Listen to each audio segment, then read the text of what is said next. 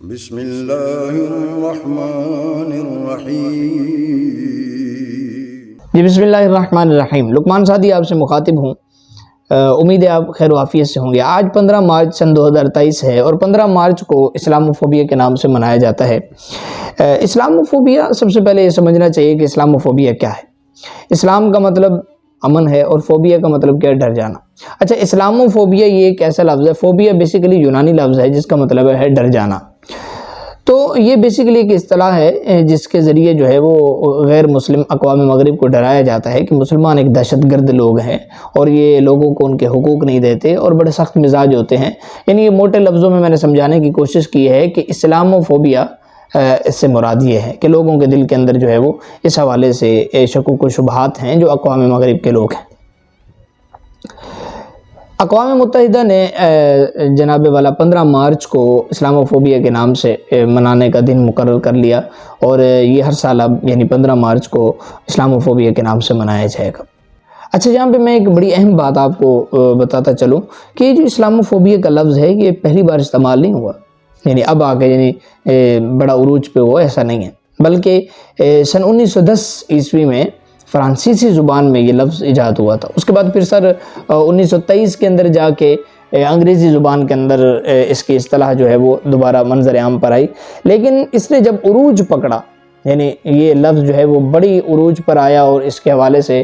لوگ جو ہے وہ شکوک و شبہات کا شکار ہوئے اور انہوں نے بالکل اس حوالے سے جو ہے وہ مسلمانوں کے خلاف اگینسٹ جانا شروع کر دیا۔ یہ جناب والا 11 ستمبر کا جو واقعہ ہوا تھا سن 2001 میں، ورلڈ ٹریڈ سینٹر کا واقعہ جو خود ساختہ ایک ملمہ سازی کے تحت کیا گیا، اس واقعے کے بعد ایک عالمی سطح پر مسلمانوں کے خلاف جو ہے وہ ایک بہت بڑا آپریشن سٹارٹ ہوا۔ وہ پوری تاریخ آپ کے سامنے ہے۔ اسلاموفوبیا کی وجہ بیسیکلی مغرب میں مسلمانوں کو دہشت گرد بنانا ہے، یعنی مسلمان دہشت گرد ہیں اور یہ کنسپٹ اپنے لوگوں کے ذہنوں میں انہوں نے ڈالا اور یہ واضح کیا کہ مسلمان کہیں پر بھی ہو وہ دہشت گرد ہے، یعنی کہ جو کلمہ گو ہے وہ اپنے آپ کو اچھا ثابت کرنے کی کوشش بھی کرے تو آپ نے اس کو دہشت گردی سمجھ لیا۔ یہاں ایک بڑی عجیب بات ہے کہ ورلڈ ٹریڈ سینٹر کا جو واقعہ ہوا تھا اس کے بعد جو آپریشن کیا گیا وہ پوری دنیا میں مسلمانوں کے خلاف کیا گیا۔ کسی بھی جو ہے وہ مغرب کنٹری کے اندر ایسا نہیں ہوا، غیر مسلم کنٹری میں نہیں ہوا، بلکہ سارے اسلامک ملکوں کے اندر یہ ہوا۔ اور وہ ہوا کیوں، اس کی تحقیقات کیا ہیں، وہ ایک الگ بات ہے۔ اب سوال یہ پیدا ہوتا ہے کہ 15 مارچ کا دن جو ہمیں اسلاموفوبیا کے حوالے سے اقوام متحدہ کی طرف سے جو ہے وہ مقرر کیا گیا، کیا وہ صرف 15 مارچ کا دن کیلنڈر میں ایڈ ہوا یا عملی طور پر بھی اس کے فوائد ہو رہے ہیں؟ میرے خیال سے اس کا فائدہ نہیں ہوا۔ اس کا فائدہ اس وقت ہوگا جب جو ہے وہ ہم عملی طور پر اس پہ کام کریں گے۔ اس پہ ضرورت یہ ہے کہ اسلاموفوبیا کے ماتحت چند ایک چیزیں بڑی مینشن کی جاتی ہیں اور اقوام مغرب کے ذہنوں کے اندر اس کے بارے میں بڑے جو سمجھ لیں کہ اشکالات ہیں۔ سب سے پہلا یہ کہ دہشت گردی،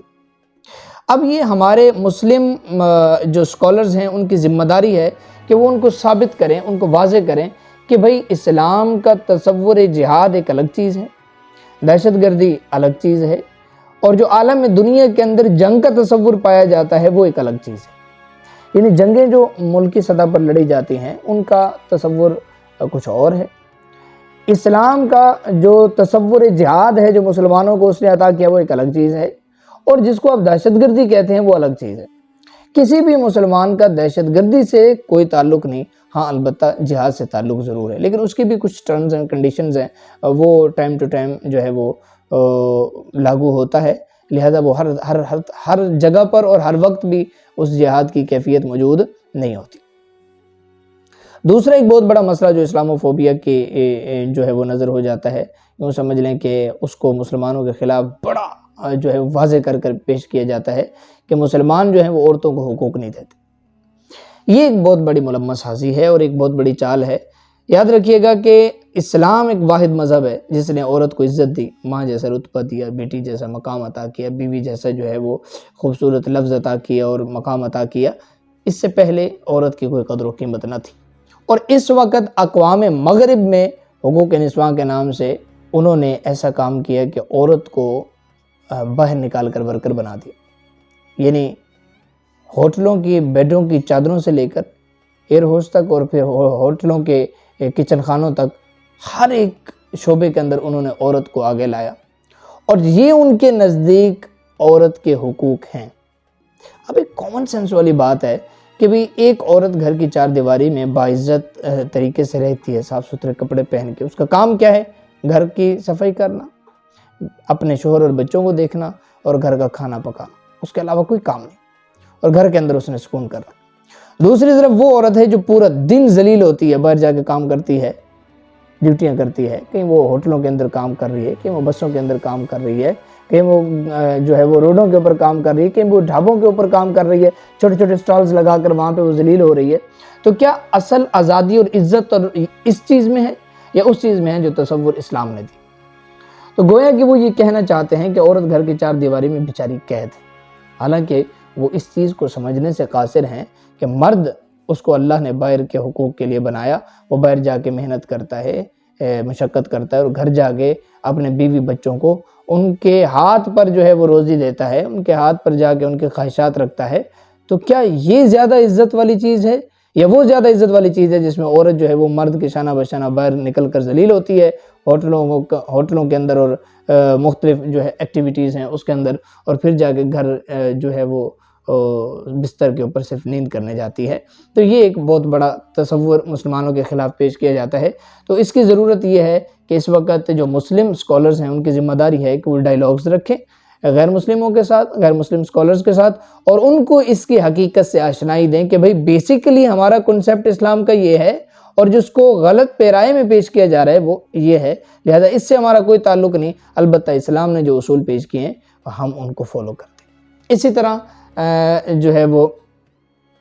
آزادی رائے کے حوالے سے ایک بہت بڑا مسئلہ اٹھایا جاتا ہے کہ مسلمانوں کے ہاں جو ہے وہ اپنی رائے کی آزادی کی اجازت نہیں ہے۔ اس سے بڑی آزادی کیا ہو سکتی ہے کہ کوئی بھی اسلامک اسٹیٹ کا پرائم منسٹر ہو یا خلیفہ سمجھ لیں، خلیفہ ہو، خیر پرائم منسٹر اور خلیفہ میں تو بڑا فرق ہوتا ہے، خلیفہ کی بات کر لیتے ہیں، خلیفہ ہو اور اس خلیفہ پہ ایک عام شخص کھڑے ہو کر اس سے سوال کر لے، اتنی بڑی جرت یا اتنا زیادہ آزادی رائے کا حق جو ہے وہ اسلام نے دے دیا ہو، تو اس سے بڑھ کر کیا ہو سکتا؟ تو یہ ایک یوں سمجھ لیں کہ ایک ملمہ سازی ہے جس کے تحت جو ہے وہ مسلمانوں کو ان کے خلاف پروپیگنڈا کر کے ان کو بدنام کرنے کی کوشش بڑی زور و شور کے ساتھ جو ہے وہ جاری ہے۔ اچھا، جو مقصد کہنے کا ہے کہ آپ کا یہ جو 15 مارچ کا دن منایا جاتا ہے، اس 15 مارچ کے دن کا فائدہ دن ہوگا جب ہم جا کر عملی طور پر اپنی تمام یہ جو ہمارے اوپر الزامات ہیں ان کو دلائل کے ساتھ ہم واضح نہیں کرتے۔ ہمارے اسکالرز حضرات، آج سوشل میڈیا کا دور ہے، ہر ایک کے پاس موبائل ہے اور ہر ایک کے پاس نیٹ کی سہولت موجود ہے، آپ اپنا پوائنٹ آف ویو رکھیں ان کے سامنے، تاکہ 15 مارچ کو ہر ایک مسلم بندے کی وال سے اور اس کے سوشل اکاؤنٹ سے یہ میسج جائے کہ مسلمان حقیقت میں کیا ہیں اور ان کو بنا کر کیا پیش کیا جا رہا ہے، اور ہمارا اسلام بیسیکلی امن کا درس دیتا ہے، اور ایسا خوبصورت دین کسی کے پاس نہیں ہے جو اسلام نے ہمیں عطا کیا، اللہ نے ہمیں عطا کیا، اور ہمارا دین کامل دین ہے اور قیامت تک کے لیے دین ہے اور آخری دین ہے، اس کے بعد کوئی دین نہیں آئے گا۔ لہٰذا ہمارے دین کو غلط پیرائے میں پیش کیا جا رہا ہے، وہ حقیقت میں یہ ہے۔ اگر ہم اس طرح کی ایکٹیویٹیز کے اندر جائیں گے تو پھر جا کے ہمیں فائدہ ہوگا کہ جو ہم نے اسلاموفوبیا کے حوالے سے ہمیں دن دیا گیا، اس دن سے ہم نے جو ہے وہ لوگوں کو اویئرنیس دی۔ اگر ایسے بس کیلنڈر کے اندر داخل کیا تو پھر چل سے چل بہت ساری تاریخیں داخل ہوئیں، ایک تاریخ اس کا اضافہ صحیح، تو کیا فرق پڑتا ہے؟ اپنا خیال رکھیے گا، مجھے اجازت دیجیے، انشاءاللہ اگلے پروگرام میں ملتے ہیں۔ والسلام علیکم ورحمۃ اللہ وبرکاتہ۔